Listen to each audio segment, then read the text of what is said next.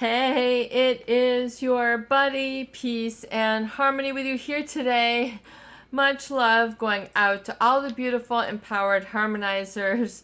We are zooming in and focusing in on a great viewer question, and that is to talk a little bit more in depth about the female psychopath and really what separates that they are having a difficulty explaining to other people why this relationship is really different. And I completely get it 100%. You have to understand that when you are talking about someone who is a female psychopath, someone with really a lack of conscience, a lack of a moral compass, sort of a blatant disregard for the feelings of others, they just will use whatever sort of tactics, really wittingly or unwittingly, and namely that of, I would say, cunning, and sort of a slyness or a cunning. Most women, are caring, nurturing individuals, warm, if they're not under stress and not under some pressure to perform something other than which they feel that they are built or intended. Generally women are the caregivers, they are the nurturers, they are the people with a different set of emotions, a little bit more sensitivity. So you've got that whole differential, the emotional body in the female. So what's very intriguing is in the female psychopath, I would say, is a huge propensity towards the skill, quote unquote, or tactic, really what you might say is a skill that they might feel proud of and wear as a badge of honor, and that is a degree of cunning. And cunning is to have or show skill in achieving one's ends through deceit or evasion. Through deceit or evasion. So pulling, the wool over somebody's eyes. Being like, I would just consider it someone who's only out for their own ends. They are the hustler. Someone brought up that word, and that's exactly what they do. They just hustle their way on through until someone sort of exposes them and sees and shows where they are across the line and where it's inappropriate. But, the problem with this female psychopath is they have no remorse, they have no guilt, they have no feeling of being out of line or out of step. Clearly, anything goes with a female psychopath. They have a high degree or propensity for high risk behavior. So not just like some gal who wants to have fun, but someone who's really a little bit over the top, a little bit what you might say wild, reckless. Then you start to get into the extreme, the drama queen, the person who loses it when they drink or loses it after this or after a fight, but you see these real mood swings, and really what you see is like psychopathic rage, which is a very sort of bottomless, a very sort of superficial show of like literally what you might consider very unrefined, just sort of raw rage, or just what you might consider like an ugly sound to come out of them, a grunt, a snort, a wheeze, whatever it is that they do. Maybe they're very seductive and then they come at you with some sort of purring sound or whatever it is that they sort of rope you into and hook you in, namely with that energy, which is meant to be overwhelming and sort of really works with the entrainment system of people's breathing, their heart rate, I feel, their musculature, and sort of being on the sort of prey and predator dance, which is very different, I would say, than most relationships with most females. So, in other words, you're not going to have this sort of degree of really what becomes intra-species competition. A fight and a clamoring for dominance.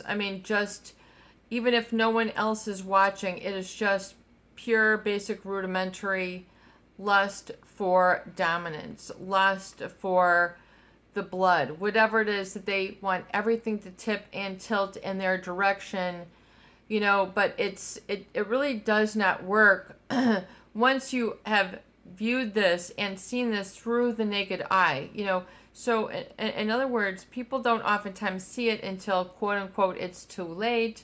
They've been taken for a ride. They've been sucked in. They've lost, their horse. They've lost their car. They've lost their kids. They've lost their bank account. They've lost their happiness. They lost the pep in their step. They lost, that laugh in their voice, whatever it is. Their true, brilliant side, that they just sort of really got shut down into the dark of abyss that is really truly a very dark, negative energy. Very unattractive.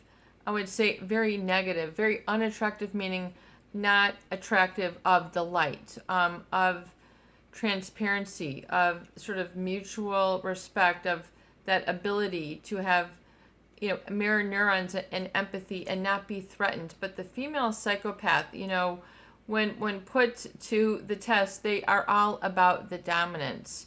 And there is a cunningness. So, and the dominance is literally like a claw and a scratch for these people. These people might show their teeth a lot, show their fingers, show their fingernails, constantly have long fingernails, or lots of manicure or what have you. I mean, this is not an end-all thing. I mean, a lot of women get their nails done, pedicure, everything. We're not talking about that. I'm just saying they have a viciousness, a sort of virile viciousness, which is uncommon, I would say, to most females. A sort of almost like a female virility is what I want to say. But the problem is, it is meant to fool. It's meant to say, it's like the good old fashioned where someone walks by you and taps you on the shoulder, and then you look over there. It's just they're trying to fool you, and you look over here, and then they're over there.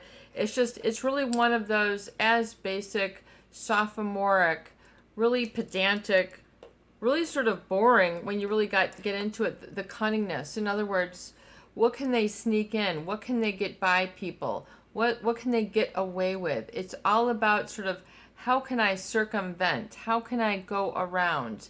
How can I fool you, fool him, and fool them, and fool the law until eventually the house comes crumbling down, and they're like, we didn't, it's just until they are exposed. And then they have no remorse, they have no guilt, they have no qualms about who they've hurt, who they've ruined, whose lives they've wasted.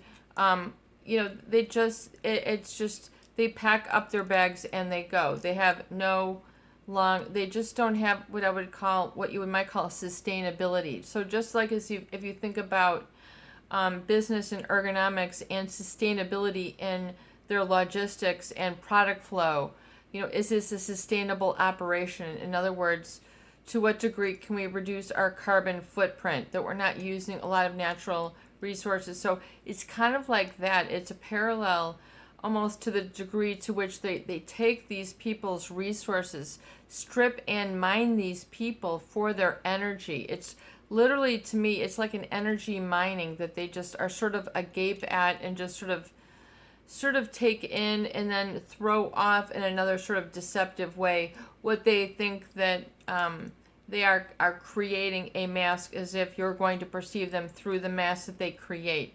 The problem is, you cannot be attached to an outcome. In other words, if you're constantly trying to control an outcome, the way somebody perceives you, the way somebody thinks about you, if you're trying to create and modulate that, you're trying to control an outcome. I mean, that's just a recipe for disaster, stress, adrenal fatigue, chronic post-traumatic stress syndrome.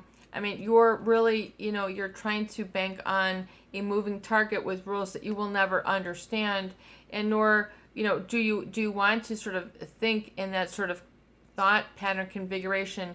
You're just making life way too difficult. But that becomes the complexity with a lot of the just sort of, in the female, also there's thought to be an excessive testosterone. So you've got that sort of aggressive, cunningness. So it's kind of like out for blood, out to maim, out to win it. I mean, not just like I'm here to, be a professional, or I'm here to do this. It's just like I'm here to compete. I'm here to dominate. I'm here to take you all down. I mean, it might mean take down by seduction, take down by just sort of engineered chaos, I think is the big, just sort of virile, very palpable energy of cunning that the female psychopath will use to sort of try to control, almost like the way you might consider a media company to try to control information. In other words, you only see this soundbite or this soundbite, or, according to their making. And then if things don't have a match, then you get this psychopathic rage which all, they just almost are trying to sharpen their claws even, deeper. It's just it's all about that sort of dominance, and it's very raw, it's very unsophisticated, and it's very primitive. It's very reptilian, I would say, in the female psychopath, as is with the intraspecies predator.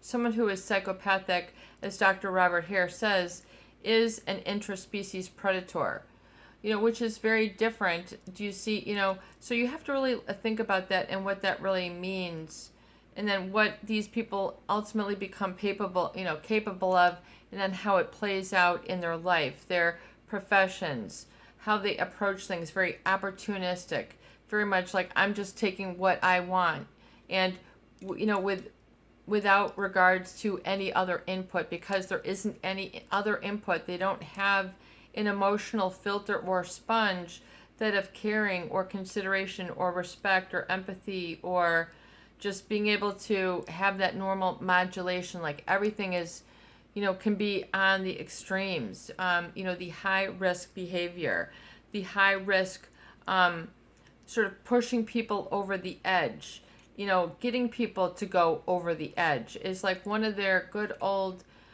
female, I would say, conqueror or conqueress, sort of what they feel is victorious, even though there's nothing admirable about taking others down, ruining people's lives, taking advantage, using people, even using children, using old people, elderly people, using strangers. I mean, just using people, getting what they want. It's not even like a stepping stone where someone would be acknowledged and validated. Hey, help, thank you for helping me get up here. There is no heart, if you will. I mean, there is no closeness of that kind, which oftentimes is very scary and horrifying for people to realize, that there is no warmth or closeness, that it's cold, it's unfeeling.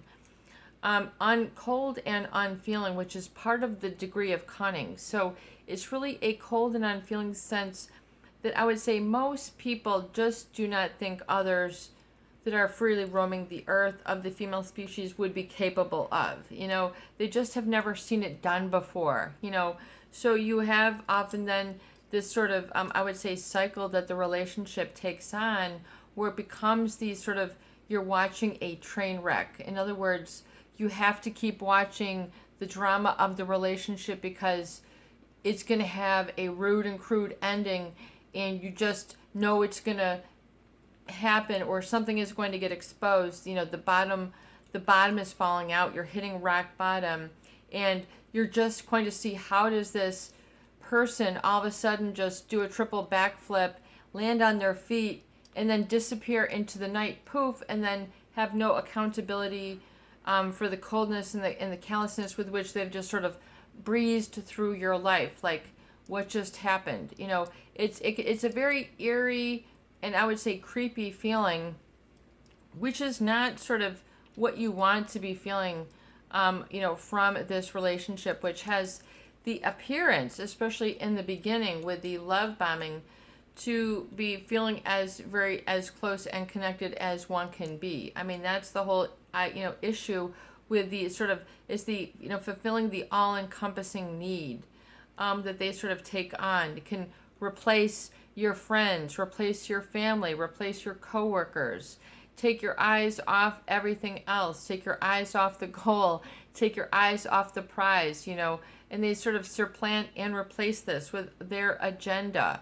I mean, and for family lookers and onlookers, as I've had a number of viewers write to me and comment, you just can't believe how they can, create this sort of engineered chaos and just really rip apart the fabric of something that took a long time to build, and they just sort of, try to take a couple fell swoops with whatever it is that their statements are, or namely their judgment, which is based on lack of morality. They have no conscience. So the judgment that you're able to feel coming off of them is so extreme and appears to, have this sort of dominance sort of theory. I think the psychopath thinks that because of this, they have nothing to lose because they feel no angst or pain. So they feel that they can sort of unleash what to them is like a can of their whoop ass or whatever it is. But oftentimes it's so unfeeling that it's so intense. It's coming from such a cold and inhuman place that it's very difficult to see the light in that darkness. I mean, you're literally feel like you're enveloped in a darkness. I mean, it's an eerie feeling, as if you've ever gone into a cave, or something like that, and you're just, whoa, this does not feel like a place I want to be. You instinctively know that and feel that. I mean, those are your gut and your vagus nerve neurons that are doing the thinking for you. It's like you can listen to the body. The body ends up kind of speaking up as if you weren't listening. You better run. You better, exit stage right. You better start moving 5 miles an hour, get it up to 8 miles an hour. You better jog. You better get out of here. The storm is coming. I mean, you feel this very unfriendly dimension. And I would say the unfriendly dimension is that of the cunningness is what you're coming up against. It's a skill that, of course, that they feel is they're entitled to, they're right, who they are. This is who I am. This is, whatever, I'm woman, hear me roar, whatever, I have my rights, or, you've heard a lot of it, but the problem is that it trespasses others. It has a violation energy to others, and so, but they always want to get away with this because they don't have a conscience. They don't feel that they're doing anything wrong by going after what it is that they want. They just are cold and unfeeling. They don't have, they don't have that sort of humanity or that range of emotions, which is like, wouldn't this be nice? And then for you and, and then carrying on for later, they don't have that degree of planning. Like, let's say for a family and you're trying to plan for a college, a child's college, and, wouldn't that be so exciting? I'm going to put away, $20 a week, for this and this. And then it's something you feel good about and you're growing and expanding. So, like, that sort of building is not something that they really sort of have in terms of a core anchor. It's more of a cerebral dominance play. It's a different sort of play that is very sort of devious and sly, and as if, one won't get found out. It's very different. I mean, it's very, very, very different. It's very difficult to, I would say, muster up one's own perspective while in the midst of this drama and this sort of cunningness that causes a very sort of deliberate sort of mental scramble. In other words, it's very difficult for you to then to sort out your feelings and like stand up for what you know is right, because they've already sort of tried that dominance sort of surge, if you will, just like a lightning bolt that they try to, extend your way, that is going to jump the system, and you better have a surge protector around you. In other words, know that these energy hits come. I mean, this is just what they do. They bully, intimidate, throw their weight around, throw their whatever around, and they think that they're all sorts, of this, yet, it's really interesting how they mistreat others and do a projection and a gaslighting and a brainwashing. I mean, it's a very engineered sort of chaos and tapestry of just sort of pulling on other people's perception and then acting as if other people are vile, just a judgment that is based on lack of judgment. In other words, their judgment is based on no conscience. So they don't have a conscience, but yet they will exude sort of a very harsh judgment onto others, or to be attracted to me, or bend to my will, or all eyes on me. It's just sort of, it's a very much, it can become, I would say, very much all or nothing, like a bipolar individual. It's a they have a very black and white thinking. I mean, there is no middle ground. You jump from this, boom, to something else just radically, and it's just like there is no continuity of emotions. This is called mood lability, mood swings. And if you're around these people who go from like literal rage extremes, like you get with a female psychopath, where they're off the hinges, blood curdling, tantrums, just unbecoming, unbefitting, just completely rough, I mean, beyond rough around the edges. But yet then there is a persona that can really strive to pull together and personify something that's just totally an act. It is someone, what people always call in the media a bad actor, a bad apple. I always think that's a funny term, and I don't ever think it really holds the weight of the severity and the ravenous nature. Ravenous just is, this is not a attractive, this is not a positive descriptor. But sometimes that ravenousness will be kind of translated as sexual desire or fulfilling a need, and then feeling like you're made masculine because of a ravenous nature. And ravenous, which means extremely hungry. There is just, but, in other words, it's just there is no bottom. You just feel there is no content. And this is like a great, it's just, we do a lot of connecting of the dots here on the channel. That's what I love about this series of videos, is like, we kind of, get a chance to connect the dots with all of your questions. And so this really talks, another viewer had kind of asked about, but this is more about someone who is narcissistic, is some of their sort of lack of content. Why are they never content? Why do they never have enough? Like, why do they have this sort of emotional greed and then envy, of others? And this sort of bleeds into the female psychopath is, if they're not on the win, then they are feeling challenged. So it's just like someone else is going after their hook of meat that was just thrown in the circle, like a zoo animal or something.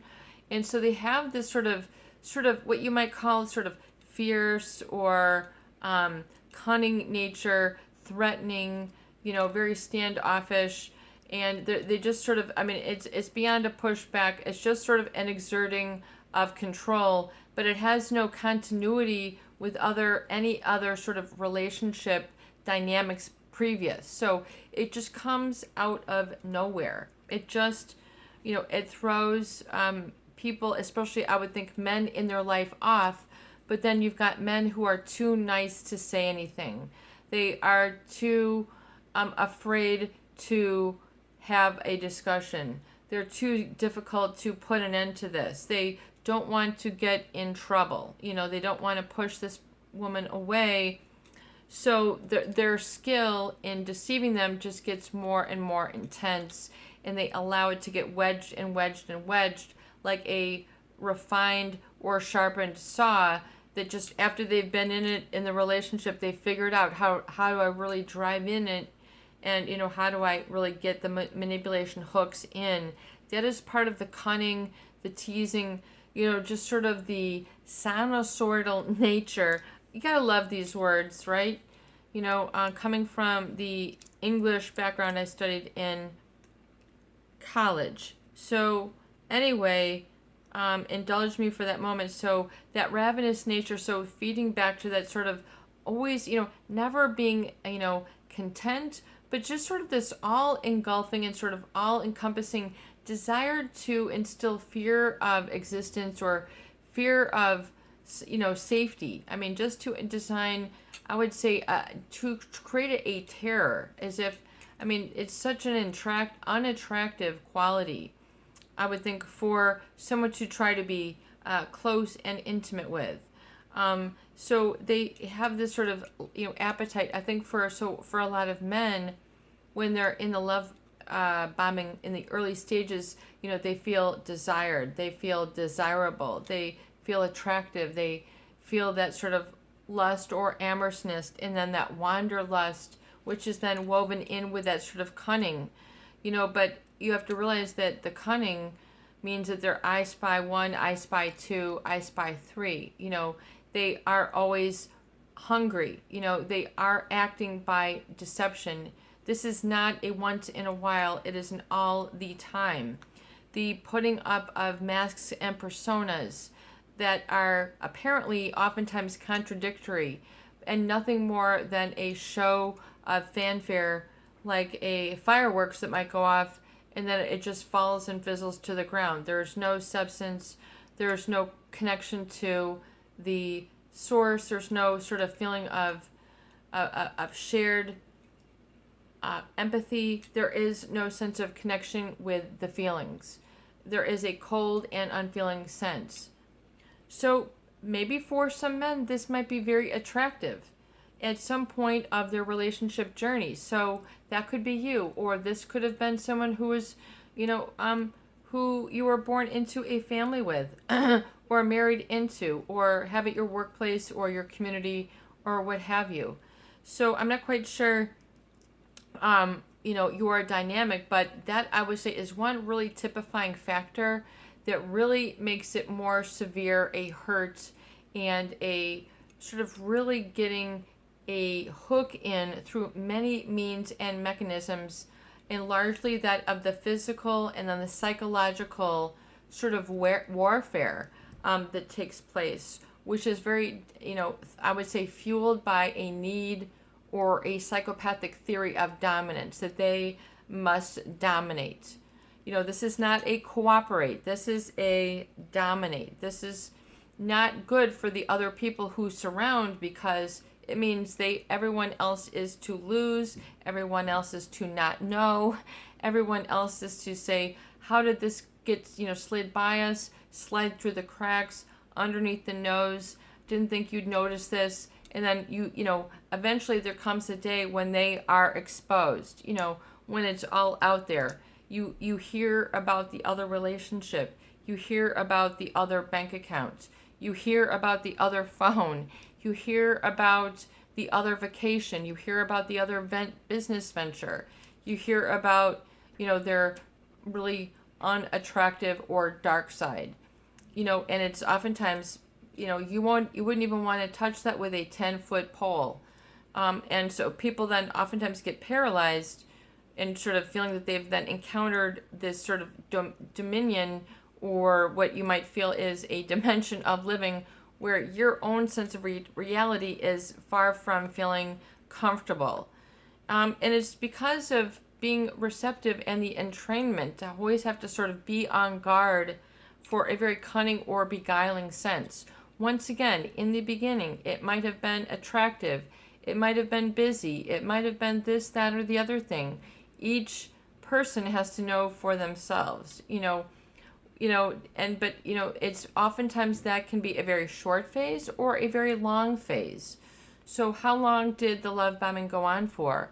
When, and when did you begin to see the facade begin to break, to crack, to see that it was phony, to see that it was not all that it was misrepresented to you. And, commitments for getting married, they had no intention. Commitments of a business venture, no intention. Promises of this, they have no substance or feeling to back it up. They just don't have that validity of relationship.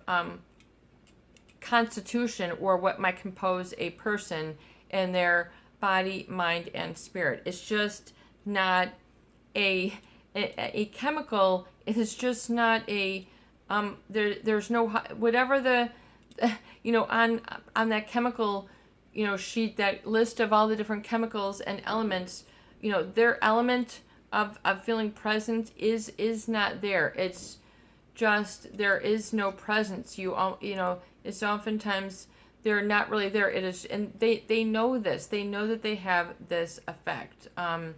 So they can like to conceal it, need to conceal it, need to hide it.